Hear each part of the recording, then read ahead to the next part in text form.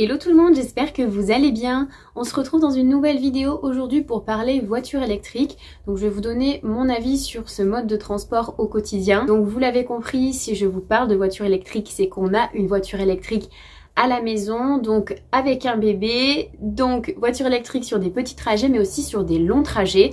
On a une Renault Zoé qui a une autonomie d'à peu près 280 km avec une location de batterie mensualisée. Donc je vais vous dire ce que ça implique au quotidien. Je vais passer rapidement sur les avantages et les inconvénients d'une voiture électrique et d'une voiture thermique. Alors le premier avantage de la voiture électrique, c'est qu'elle n'émet pas de CO2 ni de polluants lors de son utilisation, contrairement aux voitures thermiques qui, elles, brûlent du carburant. Les voitures électriques peuvent être rechargées avec une électricité provenant de sources durables et renouvelables comme de l'énergie solaire, de l'énergie éolienne ou hydroélectrique, ce qui réduit d'autant plus leur empreinte carbone au quotidien. Les moteurs électriques sont plus efficaces que les moteurs thermiques. Elles convertissent une plus grande partie d'énergie en mouvement. Alors effectivement, la fabrication de batteries pour les voitures électriques est un petit peu controversée. Je pense qu'elle n'est pas encore tout à fait au point et qu'on n'est qu'au début de ce progrès. Les batteries sont fabriquées dans des conditions environnementales qui sont discutables aujourd'hui. Peut-être que ça le sera moins dans les années futures, je ne sais pas, en tout cas je l'espère. Et c'est donc la production de batteries sur les voitures électriques qui est énergivore et qui génère des émissions de CO2 importantes. Toute cette fabrication compliquée des batteries pour les voitures électriques fait que leur recyclage est un petit peu compliqué aussi. Il est complexe et doit être optimisé dans le temps. Bon, du coup, vous l'avez compris, sur une voiture thermique, le carburant génère beaucoup de CO2, mais aussi des oxygènes d'azote, des particules fines, et tout ça, ça contribue à créer de la pollution dans l'air au quotidien, ce qui entraîne un changement climatique important. Mais aussi, les moteurs thermiques ont un rendement nettement inférieur à celui des voitures électriques. Bon voilà, il me semblait important de faire un petit point sur ces deux types de véhicules, parce que sinon, je sens qu'on va me poser quelques petits commentaires en me disant que les voitures électriques ne sont pas si écolo que ça, etc. Et en soi, vous avez raison, sauf que là, je vais vraiment vous parler de l'utilisation quotidienne d'un véhicule électrique. Donc c'est parti. Bon, pour nous, le passage à un véhicule électrique a été une vraie révélation sur beaucoup de points. Déjà, je pense que ce mode de transport n'est pas adapté à tous les modes de vie. Pour nous, c'est l'idéal parce qu'on habite en ville, on a énormément de bornes de recharge à disposition. On utilise la voiture électrique pour des trajets courts au quotidien toute la semaine. Je m'en sers pour le travail, donc je m'arrête souvent d'un point A à un point B à plusieurs reprises tout au long de la matinée et le week-end également. Mais c'est aussi idéal pour nous parce qu'on fait de temps en temps des longs trajets de 5-6 heures de voiture pour rendre visite à notre famille, et ça réduit nettement les coûts de transport. On divise à peu près par 2 le coût d'un trajet par rapport à l'utilisation d'une voiture thermique. Bon, il faut le dire, les voitures électriques sont très silencieuses, ce qui les rend très confortables à l'utilisation. C'est très souple, c'est vraiment très agréable à conduire. Il n'y a pas d'échappement du moteur, donc l'air autour de la voiture est beaucoup plus sain par rapport à une voiture thermique, donc ça c'est cool aussi. Alors au quotidien, qu'est-ce que ça donne? On a besoin, nous, dans notre cas à nous, de recharger la voiture à peu près une fois par semaine. La voiture a une autonomie d'à peu près 280 km, qui est suffisant pour nous. On arrive parfois à la recharger un petit peu plus, ça dépend. Par exemple, si on va faire les courses à Carrefour et qu'il y a une borne de recharge de libre, elles sont gratuites, donc on va en profiter. Mais globalement, on recharge la voiture à peu près une fois par semaine, parfois 2 en fonction de ce qu'on fait, mais c'est quand même assez rare. C'est souvent une grosse recharge et puis une petite recharge supplémentaire. Les recharges sont rapides. En général, on est à peu près on tourne autour de 2h30 de recharge pour une charge pleine.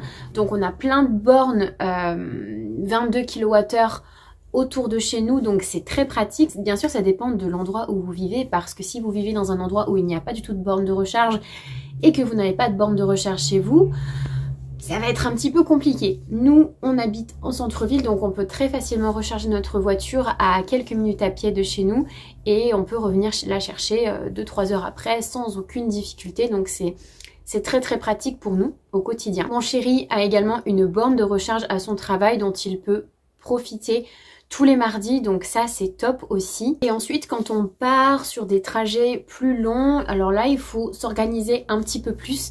C'est différent d'une utilisation d'une voiture thermique sur laquelle vous avez juste besoin de faire votre plein à la pompe à essence et puis vous partez et puis c'est terminé. Là, il faut penser à partir avec la voiture bien chargée, à gérer les points de pause sur lesquels vous allez pouvoir recharger votre voiture. Donc pour ça, il existe une application géniale qui s'appelle ChargeMap.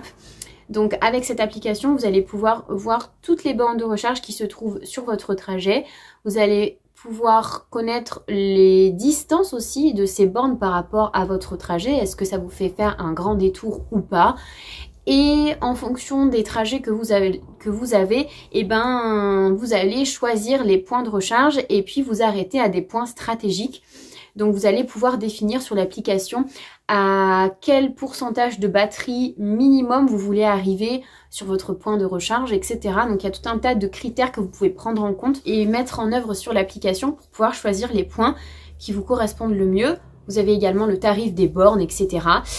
Enfin bref, c'est super bien fait, vous pouvez faire la carte en ligne, vous la recevez chez vous et ensuite quand vous allez charger votre voiture sur les bornes de recharge qui sont compatibles ChargeMap, vous n'avez qu'à brancher votre voiture, biper votre carte et ça se fait en un claquement de doigts, c'est très très efficace.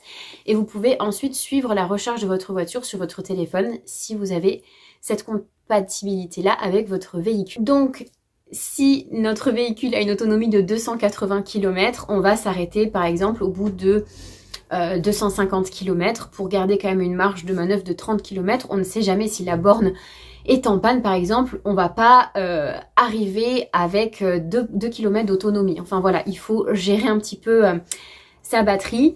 Mais ce qui est cool, c'est que l'autonomie qui est affichée sur la voiture est fiable. Ce qui est chouette quand on a des enfants, c'est que ça nous pousse à faire des pauses, déjà pour notre sécurité à tous, mais aussi pour leur confort à eux, c'est vraiment bien. Et je me rends compte que finalement, les pauses qu'on fait pour recharger la voiture, c'est des pauses qu'on ferait quand même si on avait une voiture thermique, puisque notre fille a besoin de faire des pauses, que ce soit pour le repas de midi, ou pour le goûter, ou pour une pause pipi, ou pour se dégourdir les jambes, enfin bref. Les pauses sont vraiment essentielles sur un long trajet et finalement ces temps de recharge ne sont pas si contraignants que ça. Ils prennent peut-être un petit peu plus de temps que ce que vous feriez en temps normal si vous n'aviez pas de voiture à charger. Mais ça change pas quand même grand chose, surtout si vous partez un jour où il fait beau ou si vous choisissez des points de recharge stratégiques, vous allez pouvoir profiter d'une ville que vous ne connaissez pas pour aller au restaurant, pour profiter d'un espace vert, pour visiter quelque chose. Donc c'est vraiment c'est joindre l'utile à l'agréable pour nous. Alors c'est sûr que si vous êtes un couple sans enfants et que vous êtes des baroudeurs et que vous êtes pressés et que bref, voilà, peut-être que la voiture électrique n'est pas faite pour vous parce que vous êtes pressé de vous rendre d'un point A à un point B. Mais si vous faites bien attention à votre fatigue et que vous respectez toutes les précautions qu'il est recommandé de suivre pour un long trajet en voiture, à savoir une pause toutes les 2 heures max, une voiture électrique, c'est bien quand même. Surtout quand on voit que le prix de revient du trajet est beaucoup plus faible que si on mettait de l'essence dans la voiture. Alors oui, les véhicules électriques peuvent être un petit peu plus chers à l'achat, quoique vous pouvez trouver une Zoé à 10-11 000 euros en fonction de l'endroit où vous vous trouvez, des offres du moment, du prix du marché, etc. Après, c'est sûr que si vous voulez vous tourner vers un véhicule d'une marque un peu plus noble, que vous voulez un gros 4x4, que vous voulez ci, que vous voulez ça, que vous avez des exigences plus importantes, forcément vous allez payer votre véhicule plus cher. Mais nous, notre Zoé nous convient parfaitement, elle est vraiment très très bien, elle est très récente, elle est toute option, l'autonomie est de 280 km, on a une location de batterie qui nous assure la fiabilité de la voiture au quotidien. Enfin bref, on a une voiture qui nous convient et qui nous correspond tout à fait. Le gabarit est très bien. Enfin bref, cette voiture pour nous, c'est vraiment notre voiture de famille en fait. Et c'est vrai que souvent les gens nous demandent comment on s'organise, comment on gère, etc. C'est juste un mode de fonctionnement différent d'une voiture thermique. Il faut juste adapter son organisation, tout simplement, voilà. Et une fois qu'on a pris le coup, ça devient simple en fait. Et ça devient tout à fait normal. Enfin, si on devait repasser à une voiture thermique, ce serait encore quelque chose de différent. Enfin, on mettrait de l'essence tous les 3 jours et ça nous coûterait énormément d'argent et puis voilà. Alors oui, je vous recommande d'opter pour un véhicule électrique si vous êtes une famille avec des enfants. C'est top, ça va vous permettre de faire des pauses, de profiter des temps de pause et surtout de passer un trajet beaucoup plus agréable. Parce que je me souviens que quand on faisait les trajets en voiture thermique, qu'on roulait pendant des heures, qu'on se faisait 2 pauses de 10 ou 15 minutes et qu'on arrivait à point de destination, je me disais mais punaise c'était long, c'était... Voilà, je sentais que sur le trajet j'avais vraiment envie d'arriver et c'était dur.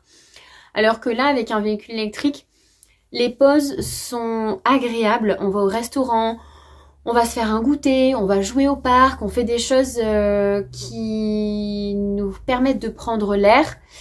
Et donc quand on remonte en voiture, on n'a pas l'impression d'avoir fait déjà 2-3 heures de route avant. C'est beaucoup plus agréable, c'est beaucoup plus facile à supporter en fait. Cool aussi, c'est que les véhicules électriques tombent moins en panne et l'entretien est beaucoup moins cher qu'une voiture thermique, donc moins de réparations, moins de coûts pour la révision, etc. Financièrement, c'est quand même vachement intéressant, surtout si vous profitez des avantages que votre ville propose.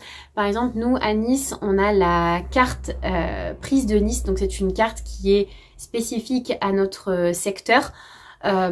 C'est une carte qu'on a payée je crois une dizaine d'euros qui nous permet d'avoir 1 heure de recharge par jour gratuite. C'est quand même super intéressant, mais il faut évaluer tous ces critères en fonction de votre mode de vie et en fonction de l'endroit où vous vivez. Il faut regarder si vous avez les infrastructures nécessaires pour que votre utilisation soit optimale et que ça ne soit pas une contrainte au quotidien. Il faut que vous puissiez charger votre voiture facilement. Désolée, il y a le soleil qui sort, je sais pas si vous... comment vous allez me voir, mais je crois qu'il va y avoir un jet de lumière tout à coup. Et donc du coup, si vous avez des bornes de recharge autour de chez vous, il faut voir aussi si ce sont des charges rapides ou des charges lentes, parce que c'est pas du tout la même chose. En charge rapide, vous allez être à moins de 3 heures de recharge pour une charge pleine, alors que sur une charge lente, ça peut prendre 12, 15, 18 heures, 20 heures, enfin bref, ça peut être très long en fonction des bornes que vous avez à disposition. Après, à voir si dans votre copropriété, vous ne pouvez pas installer des bornes de recharge. Nous, on a fait la demande chez nous. Ça peut être une bonne option aussi si vous habitez dans un immeuble, que vous avez un garage, faire une installation de bornes de recharge, ça peut être super intéressant. Comme ça, vous pouvez recharger votre voiture au quotidien et vous pouvez donc avoir de la batterie en toutes circonstances, parce que bien sûr, on essaie de ne pas laisser sa batterie à vide et on ne fait pas comme avec une voiture thermique, on ne va pas jusqu'au fin fond de notre réserve de carburant pour en remettre, parce que là, le temps de charge est quand même important. Donc on fait en sorte d'avoir toujours de la batterie en cas de nécessité. On ne sait pas s'il y a besoin de faire un déplacement d'urgence ou autre. C'est bien quand même d'avoir un minimum de batterie. Après, on a quand même une deuxième voiture, on a une Smart qui est donc thermique et qui n'est pas électrique, donc ça nous sert aussi au quotidien, ça dépend. En général, c'est moi qui utilise la voiture électrique au quotidien pour mes petits déplacements pour le travail, et avec Elena aussi. C'est mon chéri qui utilise la Smart pour aller au bureau 3 fois par semaine, et ensuite voilà, bon ça dépend, mais globalement la Smart reste quand même notre deuxième véhicule de ville aussi. Et on ne prend pas la Smart pour faire des grands trajets, évidemment. C'est une petite Smart qui est assez ancienne, donc elle nous sert surtout pour faire des petits trajets de ville. Et au niveau de l'espace de stockage, avec un bébé dans cette voiture électrique, là franchement ça suffit, hein, sauf si vous avez tendance à prendre énormément d'affaires avec vous. Nous on est plutôt minimaliste, donc on essaie de pas trop s'encombrer quand on va quelque part. Et pourtant, on a toujours la poussette dans le coffre, donc qui prend déjà quand même, on va dire, la moitié du coffre. On a une Cybex EasyS Twist, si vous connaissez un peu le modèle. Donc on a la moitié du coffre qui est constamment utilisée par la poussette, dont on ne se sert quasiment plus depuis des mois maintenant. Mais on la garde quand même au cas où ça peut servir.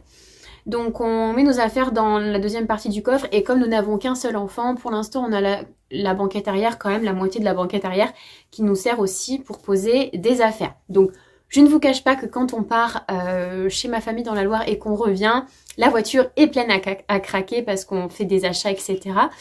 Mais globalement, ça suffit. Après, à voir si vous avez 2 enfants, comment ça se passe, si les enfants sont petits, s'ils sont grands, si vous avez 1 poussette, 2 poussettes, si vous n'avez pas de poussette du tout. Enfin bref, voilà. Tout est une question d'organisation de toute façon. Mais oui, c'est tout à fait possible d'avoir un véhicule électrique avec un bébé et c'est tout à fait possible de faire des longs trajets avec un véhicule électrique avec un bébé. Voilà, c'est juste une question, encore une fois, d'organisation. Et du coup, ben, on s'adapte en fonction des bornes de recharge qu'il y a autour de nous. C'est vrai que parfois quand on part dans le Gard et qu'on va chez de la famille ou chez des amis qui habitent dans des petits villages un petit peu excentrés de la ville, parfois ça peut être un peu compliqué de trouver des bornes, mais c'est pas grave, on anticipe, on se dit que tel jour on a telle sortie de prévue, donc bah, on va aller à tel endroit un petit peu avant pour faire un petit tour, faire 3 courses et puis recharger la voiture en même temps. Enfin voilà, il faut juste s'organiser. Une chose aussi que je ne vous ai pas dite, c'est que dans notre ville, le stationnement pour les véhicules électriques est gratuit. C'est aussi un des points qui nous a permis de prendre notre décision et d'opter pour un véhicule électrique. Nous n'avons plus de stationnement à payer. On habite en ville et le coût de stationnement était assez important. Ah, Bijou, elle est en train de faire des bêtises. On avait un horodateur à mettre absolument tous les jours et ça donnait assez contraignant. On avait souvent des PV, tout ça. Donc bon, voilà. C'est une source de stress en moins. C'est un truc à faire en moins. On n'a plus besoin de prendre l'application, de payer en ligne, etc. Donc voilà, on se gare n'importe où et puis c'est parfait. Donc à voir aussi si dans votre ville, il y a ce genre de système. Voilà, c'est tout pour cette vidéo. Je voulais juste vous partager mon avis à ce sujet. J'espère que cette vidéo vous a plu. Si vous avez des questions, des doutes, ou pardon, c'est Bijou qui veut des câlins, regardez. Si vous avez des questions, des doutes, ou n'importe quoi, n'hésitez pas à me laisser un petit commentaire, je serai ravie de vous répondre. J'espère que cette vidéo vous a été utile et je vous dis à très bientôt.